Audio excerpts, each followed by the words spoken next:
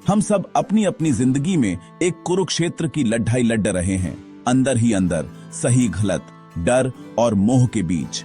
अर्जुन भी ऐसे ही उलझे थे जब अपने ही लोगों के खिलाफ खड़े होने का समय आया।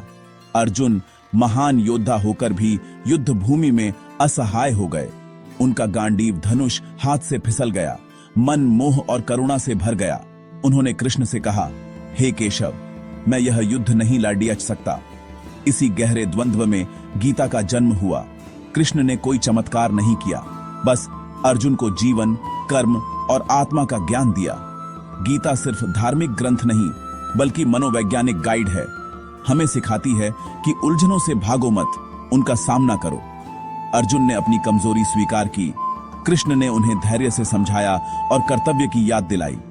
गीता का पहला संदेश, सबसे बड़ी लड़ाई हमारे मन के भीतर है और जीतने के लिए ज्ञान चाहिए जो अपने भीतर झांकने से मिलता है। यही संवाद आज भी उतना ही प्रासंगिक है जितना हजारों साल पहले था। गीता का सबसे प्रसिद्ध उपदेश कर्मण्येवाधिकारस्ते मा फलेषु कदाचन, यानी कर्म पर अधिकार है, फल पर नहीं। लोग सोचते हैं कि परिणाम की परवाह न करें, लेकिन कृष्ण का मतलब है पूरा ध्यान अपने काम पर लगाओ, नतीजे की चिंता में मत उलझो। उदाहरण, एक छात्र अगर सिर्फ रिजल्ट की चिंता करेगा तो पढ़ाई में मन नहीं लगेगा, लेकिन अगर वह मन लगाकर पढ़े तो परिणाम अपने आप बेहतर होंगे। फल की चिंता हमें या तो अहंकारी बनाती है या निराश। सच्चा योगी वही है जो सफलता असफलता में संभव रखता है। जब हम फल की आसक्ति छोड़ देते हैं तो कर्म पूजा बन जाता है, काम बोझ नहीं अवसर बन जाता है। अर्जुन भी युद्ध के परिणाम से डर रहे थे। कृष्ण ने उन्हें सिर्फ कर्तव्य पर ध्यान देने को कहा। यही निष्काम कर्म है। यही सिद्धांत हर भूमिका में लागू होता है।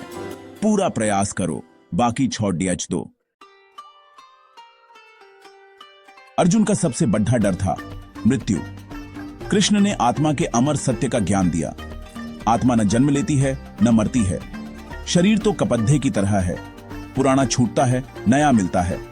मृत्यु सिर्फ शरीर का अंत है, आत्मा का नहीं। यह समझ मृत्यु के डर को बदल देती है। हम सिर्फ शरीर नहीं, अविनाशी आत्मा है। कृष्ण ने कहा, जो जन्मा है उसकी मृत्यु निश्चित है। दुख स्वाभाविक है, लेकिन उसमें डूबना अज्ञानता है। गीता शोक से नहीं, शोक में फंसे रहने से रोकती है।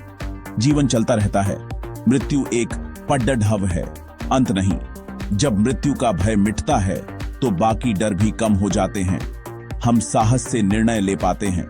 अर्जुन को जब यह ज्ञान मिला तो उनका मोह भंग हुआ। उन्होंने कर्तव्य निभाने का साहस पाया। गीता कहती है, मनुष्य खुद ही अपना मित्र है, खुद ही शत्रु। हमारा मन ही सबसे बद्धा दोस्त या दुश्मन बन सकता है। नियंत्रित मन हमें शांति, स्पष्टता और विवेक देता है।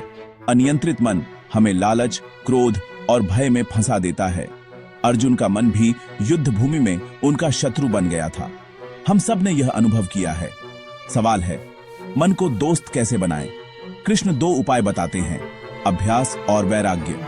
अभ्यास, मन को बार बार सही दिशा में लगाना, जैसे ध्यान में बार बार सांसों पर लौटना।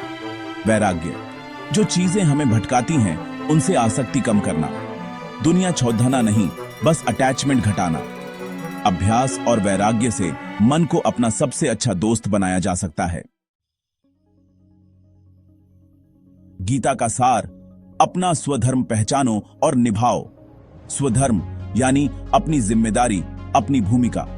कृष्ण ने अर्जुन को याद दिलाया, एक क्षत्रिय का धर्म है अधर्म के खिलाफ लड़ना, चाहे सामने कोई भी हो। अक्सर हम दूसरों को देखकर भटक जाते हैं, लेकिन गीता कहती है, अपना धर्म निभाना ही श्रेष्ठ है। अपना स्वधर्म पहचानना भीतर से आता है, अंतरात्मा की आवाज से। जब हम अपने कर्तव्य पर चलते हैं तो आंतरिक संतुष्टि और शक्ति मिलती है। अर्जुन ने कृष्ण के उपदेश सुनकर मोह त्यागा, हथियार उठाए और अपने धर्म का पालन किया।